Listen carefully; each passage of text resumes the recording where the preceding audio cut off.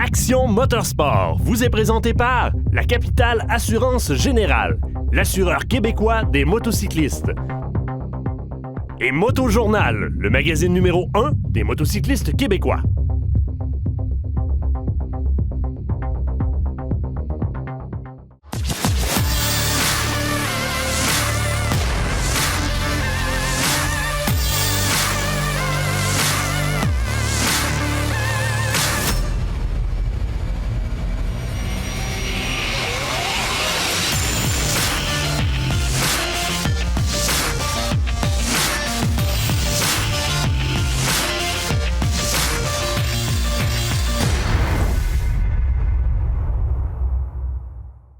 Bienvenue à AMS Moto, c'est le retour de la saison. On va apprendre avec nos amis de Silverwax comment bien entretenir nos sièges qui vont devoir nous durer et être confortables toute la saison. On va rencontrer nos amis de chez Dion Moto où on va essayer, devinez quoi, cette magnifique Spyder. On la donne à Marc Paradis et on recueille ses impressions. Chez Dion Moto, nous sommes avec Carl Dussault qui est une espèce de... un bienfaiteur, parce que quand j'ai le goût de me gâter, d'enfourcher une Spyder, de partir et de faire du tourisme, c'est vraiment le véhicule par excellence. Oui, en effet. C'est sûr que chez nous, on est des passionnés. On a une super belle organisation pour promouvoir le produit Spyder. Mais encore, ça se traduit comment? Le département de location, il n'est pas beaucoup. Les gens peuvent faire des essais à court terme gratuitement, mais surtout s'ils veulent l'essayer à plus long terme. La location, c'est un très belle avenue pour ça. C'est un révélateur pour savoir si vraiment j'aime ça. Exact. Puis choisir précisément le genre de Spyder qui va me gâter vraiment. C'est en plein ça. Les cours de conduite aussi offerts sur place. Les gens adorent ça, avec tous des produits flambant neufs de l'année. Dans des belles routes de campagne comme Saint-Raymond-de-Portneuf, là, c'est la joie. Bucolique, c'est parfait. ça. Ce modèle-là, c'est le sommet de la gamme, c'est le RT. Véritablement, on voit par le design, l'ergonomie, la façon dont les contrôles sont placés. Tout semble avoir été songé et ça semble être le fruit d'une longue évolution si je compare au Spyder que je voyais il y a quelques années. Ah oui, en effet. C'est sûr que la gamme Can-Am Spyder est assez large. Il y a beaucoup de produits disponibles. Celui-ci, c'est notre plus populaire pour les raisons que les gens vont opter pour la sécurité d'un Spyder, le côté spacieux de rangement, le confort du passager pour des longues randonnées. Puis celui-ci, c'est le modèle vraiment par excellence pour ça. Tout a été imaginé, le divertissement, la sonorisation, l'assistance électronique, tout est là.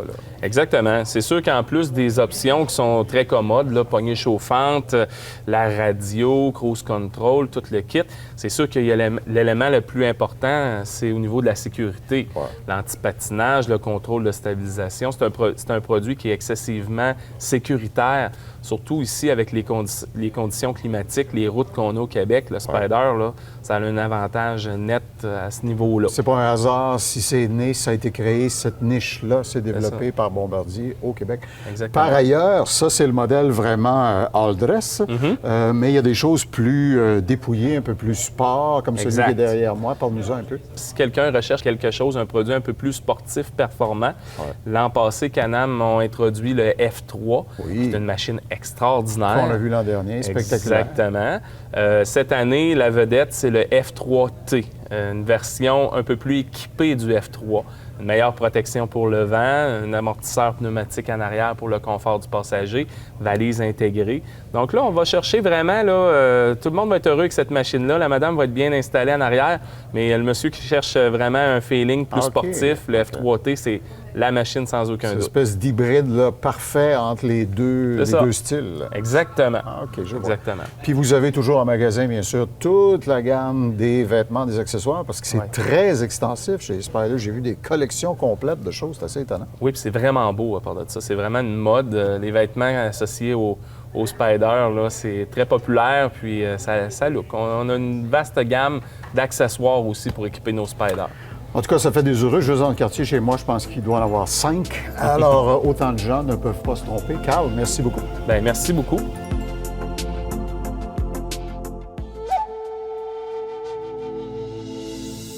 À AMS Moto, on aime ça vous faire rêver de bons et de beaux voyages. La Baie James, destination mythique. Mes invités, Steven Pomerleau, directeur marketing de Tourisme Baie James et EU Ishchi, et Dan Boucher, qui a fait l'expérience, il l'a conduit, il est allé là-bas avec sa moto. Alors, les deux vont nous entretenir de ça. Un voyage comme ça, on l'a vu dans notre première chronique, ça se planifie. Explique, Steven, ce que veut dire, en l'occurrence, planifier quand on parle de ça. On ne se le cachera pas, ça prend beaucoup de planification pour faire un voyage comme ça. Donc, il y a beaucoup de kilomètres à faire. Donc, c'est important de planifier son itinéraire en premier. Donc, regarder les cartes disponibles, les outils, puis voir les points de service, son trajet, puis surtout faire les réservations à l'avance pour l'hébergement. Donc, ça se peut des fois qu'il y a des événements particuliers dans les communautés autochtones ou dans les diverses localités. Donc, ça se peut. Donc, un motocycliste informé est un motocycliste plus efficace. Voilà. Donc, faire sa réservation à l'avance, voir les points de service, puis avoir un petit kit de réparation là, mineur, les crevaisons. Traîner de l'argent comptant. L'argent comptant, de l'eau, de la nourriture. Il arrive un pépin, quelque chose, bien au moins on peut se dépanner avec ça. Puis surtout avoir une moto qui est confortable pour faire de la longue route, puis aussi adaptée au trajet qu'on va faire. Parce que le trajet, on peut la faire 100% sur l'asphalte. Ou il y a des sections en gravier aussi, donc avoir une moto qui est adaptée. Qui est compatible pour les deux circonstances. Dan, tu l'as fait. Avec le recul, l'expérience t'a appris quoi? Qu'est-ce qu'il faut vraiment planifier avec le plus d'attention? Comme n'importe quel voyage, toujours planifier son itinéraire avec les hôtels, réserver son hôtel, des éco-gîtes, des relais. Fait que c'est vraiment à planifier selon tu veux faire ton voyage. Ça te prend des tenues vestimentaires pour accommoder tous les genres de changements de température. Un bon équipement est de mise. On est quand même dans le bois et dans la nature, donc un minimum de protection, c'est l'idéal. S'il y a quoi que ce soit, de l'eau, de la nourriture un peu aussi. J'imagine que quand on s'arrête pour coucher dans les relais et tout ça, on doit rencontrer plein d'autres motocyclistes aussi, d'autres tripeux qui le font, tout comme nous, puis qui veulent vivre ça. Ça doit se compter des histoires. Mon père est plus fort que le tien. Oui, il y en a qui viennent de loin. Ah oui? Oh, oui, il y en a qui viennent des États-Unis, il y en a qui viennent de partout pour faire cette route-là. Alors, on voit bien l'attrait, comme Steven le disait, de cette destination mythique-là, la route elle-même, et ce qu'on va découvrir, bien sûr, quand on va arriver à la Baie James. Alors, dans nos prochaines chroniques, on va s'attarder plus, justement, sur mais qu'est-ce que vous allez voir en chemin et là-bas, quand vous allez y parvenir, puis toutes les options de tourisme qui seront les vôtres. Un site pour s'informer, Steven? Le site de la destination Ishchi Baie James, donc décrochercommejamais.com. Donc, toute l'information est là, les trajets, les précautions à faire, les hébergements, les suggestions, recommandations. les activités à faire. Décrochercommejamais.com, puis on va continuer de décrocher la semaine prochaine avec nos invités.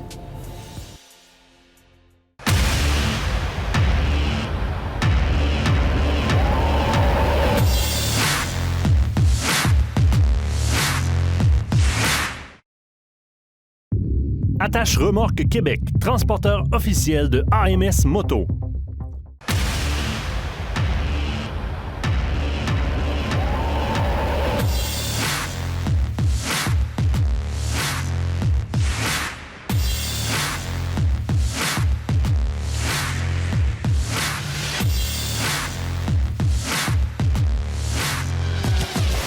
À la faveur de notre pèlerinage annuel chez Dion Moto, Marc, si on était ici pour faire un film, on pourrait appeler ça Black is the New Black, comme les séries de télévision. C'est Black longtemps, c'est le Can-Am Special Series. On avait déjà fait des expériences avec cette monture-là, ou son équivalent l'année dernière. En passant à pareille date. C'est une évolution, là, dans ce cas-ci? Exactement. C'est une version, on pourrait dire, un peu plus touring. Donc, on se rappelle que l'an passé, on disait que la version F3S était limité en contenance, bagagerie et tout. Oui, c'était bad boy un peu plus, là. C'est ça. Donc, cette année, on y va plus pour un entre-deux. Donc, on garde le style bad boy, mais plus d'équipement de série, plus de protection aussi, plus de capacité cargo. On passe de 24 points quelques litres à 78. Le bad boy a une chérie cette année, donc on peut embarquer des affaires. On peut transporter la trousse de maquillage ou le rasoir au choix. Voilà.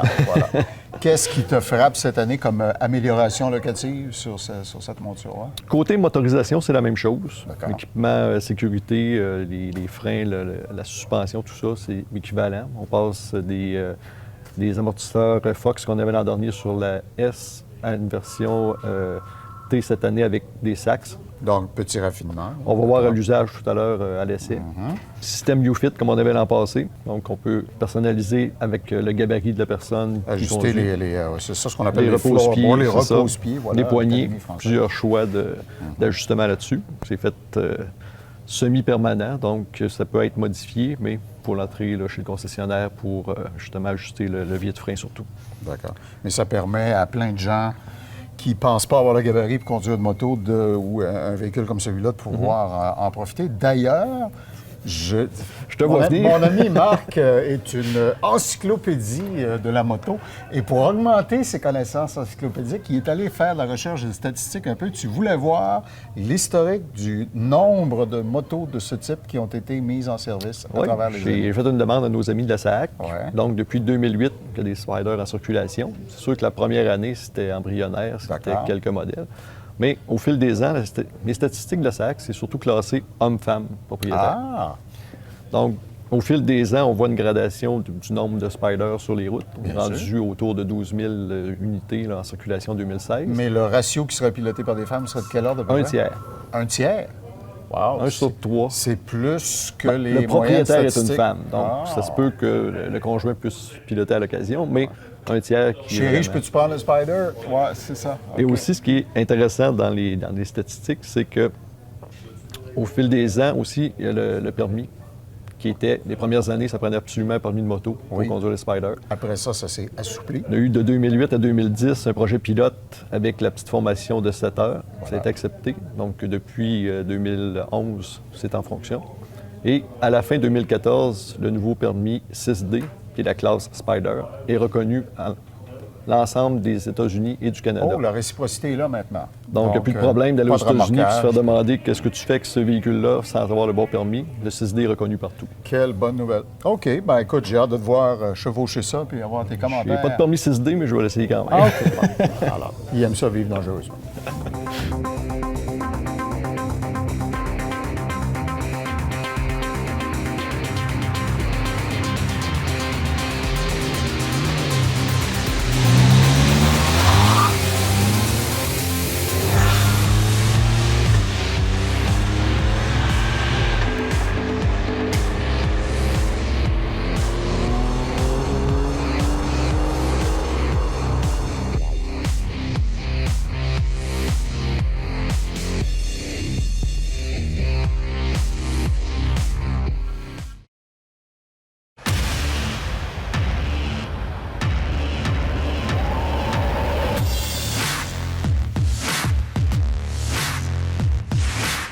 Beaucoup de nouveautés au niveau des casques de moto cette année sur le marché. Et on va se faire un petit guide question de bien choisir son casque de moto. Première des choses, avant même de regarder le style, le facteur économique ou encore la construction du casque, dites-vous que chaque être humain a un format de tête très différent. Certains seront plus larges au front, certains à la mâchoire. Et oui, tous les manufacturiers ont un modèle de conception qui est différent et qui peut changer énormément votre confort dans ce casque-là. Donc, étape numéro 1, avant même d'aller vers un style ou un prix, essayez les différents manufacturiers. Certains seront plus du type Arai, alors que d'autres sont plus du type Shoei ou encore une autre marque de l'industrie. Ce qu'il faut bien comprendre là-dedans, c'est que c'est très, très important. Il y a certains facteurs qui rentrent en ligne de compte. Par exemple, un casque qui serait trop serré au niveau du front pourrait provoquer des maux de tête assez importants. Imaginez avec le soleil qui rentre en jeu là-dedans, ça peut affecter non seulement votre confort, mais grandement votre sécurité. Ensuite, on va s'adresser aux différentes caractéristiques des casques. Ils sont tous conçus de façon différente. Au départ, le poids du casque va être un facteur qui va énormément modifier mon choix d'une compagnie à l'autre. Dites-vous qu'aujourd'hui, avec les technologies, l'ensemble des compagnies font des casques qui sont relativement légers. Mais certains de ces casques-là ont été surallégés. Pensez par exemple aux gens qui ont des problèmes au niveau du cou, au niveau des cervicales. Ça deviendra important d'aller vers le casque le plus léger possible. Évidemment, le prix va toujours avec. Plus on va vers le léger, plus c'est cher. Ensuite, au niveau des technologies et des mécanismes qui sont utilisés dans les casques. Bon, évidemment, différents casques, différentes visières, différents mécanismes aussi de retenue et d'ouverture. Ici, on a 3 casques. Alors, on commence avec un casque de la compagnie X-Lite ici, qui a une visière unique, donc il n'y a pas d'insertion à l'intérieur, pas de barrure apparente. Je n'aurai pas à chercher pour débarrer ma visière pour l'ouvrir. Dans un deuxième cas, j'ai du côté du AGV K3, donc visière standard, mais on a un petit ajout qui est une lunettes de soleil qui est intégrée, un peu comme on a toujours connu sur les casques de motoneige par exemple. C'est un très gros atout, surtout pour les gens qui ont des lunettes de vision et qui ne veulent pas avoir à changer lunettes de vision, lunettes de soleil, etc. C'est un très bon atout à rechercher sur un casque. Ici, le K3 de AGV. Alors que si je m'en vais du côté du Shoei, on parle ici du RF 1200, une lunette qui est beaucoup plus solide lorsqu'elle est fermée, donc elle enclenche un petit mécanisme qui la barre. Alors, ça peut d'un fois être hasardeux d'ouvrir la visière en tenant le volant. C'est à tenir compte. Mettez-le sur votre tête, essayez-le. Si vous avez de la facilité à l'ouvrir, il n'y a pas de problème, mais ça peut affecter votre sécurité. Sinon, on se dirige vers les mécanismes d'aération des casques. Encore là, il y a énormément de différences et j'attire votre attention au départ sur la mentonnière. Directement ici, vous pouvez voir que si on passe de mon X-Lite à mon AGV, à mon Shoei, j'ai 3 différents mécanismes d'ouverture et 3 différents mécanismes aussi d'entrée d'air qui peuvent provoquer une grande différence. Il y a des gens qui ont chaud rapidement de la tête, d'autres c'est l'inverse, ont besoin d'avoir un casque qui réchauffe et ne peuvent pas tolérer avoir une grande entrée d'air. Alors, dans les 3 modèles que j'ai ici, comme les autres modèles qui sont sur les tablettes, il y a énormément de différences. Si on se réfère rapidement à l'ouverture des trappes d'air sur le dessus du casque, on peut partir d'une trappe d'air qui est très, très agressive, donc un volet qui va forcer l'induction d'air. C'est carrément comme une cuillère. Ça ramasse l'air et ça la rentre dans le casque.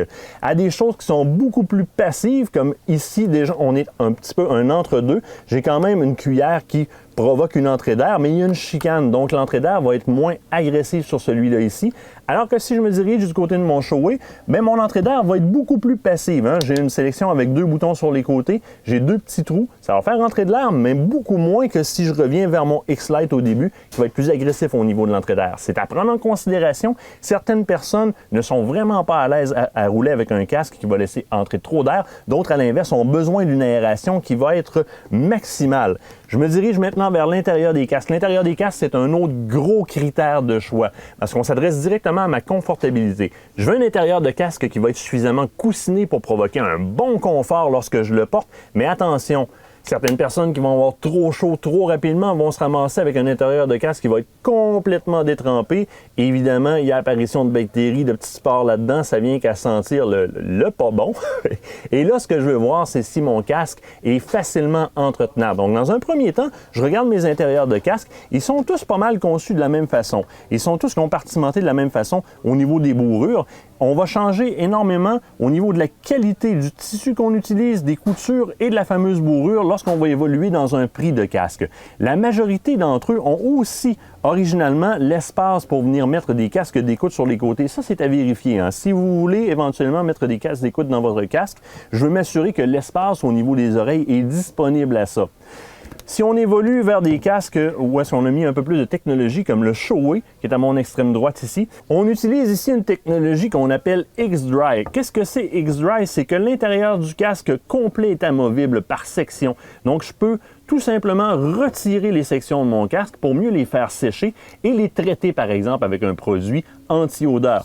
Dernier point, mais non le moindre au niveau des choix de casque, souvent on veut rouler la grille un petit peu ouverte, la visière un peu ouverte. Alors vous allez retrouver sur les différents casques différents systèmes de protection au niveau du nez. Alors quand on veut prendre un petit peu d'air mais pas l'avoir directement dans le nez, vérifiez ça, ce sont tous des pièces qui sont amovibles et les compagnies des fois offrent différents modèles qui peuvent se remplacer. Faites un bon choix de casque, essayez-les. Moi mes casques je les ai trouvés du côté de ADM Sport et évidemment une succursale du côté de Québec et de Saint-Hyacinthe et vous pouvez toujours commander en ligne sur le site de ADM Sport. Au-delà de 100 $, la livraison est gratuite et vous avez vos points de service dans la province. Gardez le contact sur la route avec ADM Sport.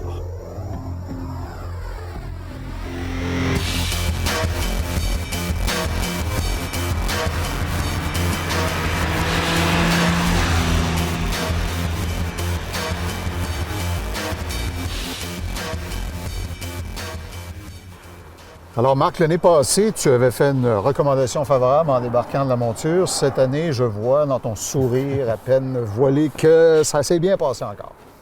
La tradition se poursuit. C'est sensiblement la même machine qu'on parle mécaniquement. Les freins, les suspensions, c'est pas tout à fait les mêmes, mais le comportement, c'est sensiblement le même. Donc, sûrement que les ingénieurs ont raffiné ça encore un peu. Oui, mais c'est surtout la protection aussi qui a été améliorée comparé au modèle S, qui est plus un modèle dénudé. Ouais. Donc, le petit pare-brise, Ça fait très bien la job. Puis à ce temps-ci de l'année, tu peux l'apprécier. Poignée Apprécié chauffante. doublement. Les poignées chauffantes, c'est sûr. Les rétroviseurs qui servent aussi comme déflecteurs pour enlever le plus gros du flot d'air là, sur les mains et un peu sur le corps. Puis l'état de nos routes à ce temps-ci de l'année, avec les nids de poules partout et tout ça, c'est un très bon révélateur de la façon dont on travaille, la suspension, La direction, la direction, ouais. la servo-direction aussi qui est progressive, dépendamment de la vitesse qu'on va rouler. Ce qui est intéressant sur ces machines-là, c'est qu'on laisse aller. Donc, s'il y a un trou, on ne panique pas. La suspension va l'absorber. Puis les ornières qui sont présentes beaucoup sur nos routes. C'est certain que ça suit. C'est pas une moto, donc on ne peut pas s'en échapper comme on fait qu'une moto. Lui, on s'enligne dedans, on laisse aller, puis la machine fait la job. C'est pas un problème. Fait qu'au niveau de la maniabilité, on gagne. Au niveau du confort causé par le carénage de l'avant, on gagne aussi. Fait que finalement... Motorisation, c'est aussi la même que l'an passé, donc j'avais adoré le 3 cylindres Ace 1330. Quel son d'ailleurs. Hein? Son et beaucoup de couple. C'est amusant à conduire, j'en redemande tout le temps. Alors donc, chef, c'est une recommandation positive encore ça? Encore une fois. OK. On peut comprendre. Et puis, mesdames, messieurs, puis j'insiste sur mesdames parce que Marc nous le révélait, il y a beaucoup de femmes qui conduisent des Spyder de plus en plus et on peut clairement comprendre pourquoi.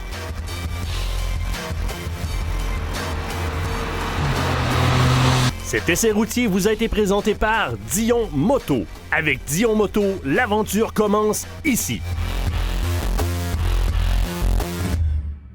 Si vous êtes un motocycliste prudent et chanceux, vous allez rester sur cette pièce-là de votre équipement pendant toute votre randonnée, c'est-à-dire le siège. Et Richard, chez Silver Wax, vous avez développé des produits qui tiennent compte des différents types de matériaux avec lesquels on fabrique les sièges moto. Oui, il faut savoir au départ, bien souvent, les gens, on est toujours assis dessus, l'eau va dessus, ça frotte constamment, puis les gens la traitent pas. Exact. Hein? Ce qu'on veut faire avec notre moto, c'est normal, on veut rouler, on veut s'amuser, on veut prendre du bon temps. Par contre, il faut la traiter.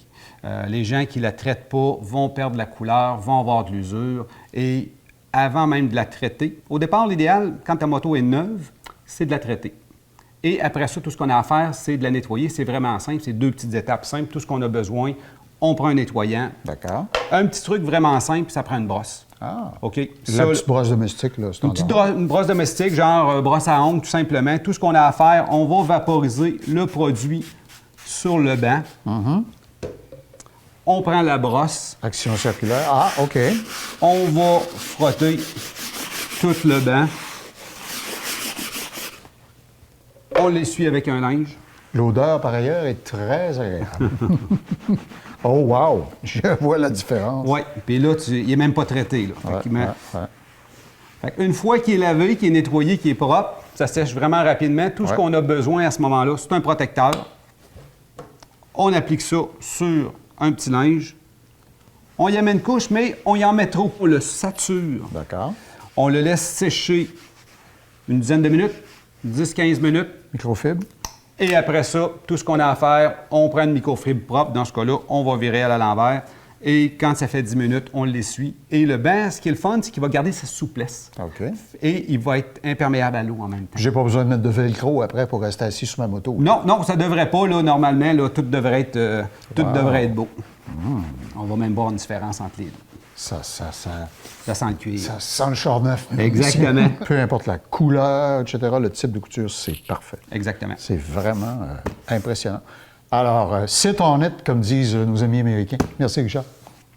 Ce volet esthétique vous a été présenté par les produits Silver Wax. Silver Wax, des produits de haute qualité, conçus, fabriqués et testés au Québec.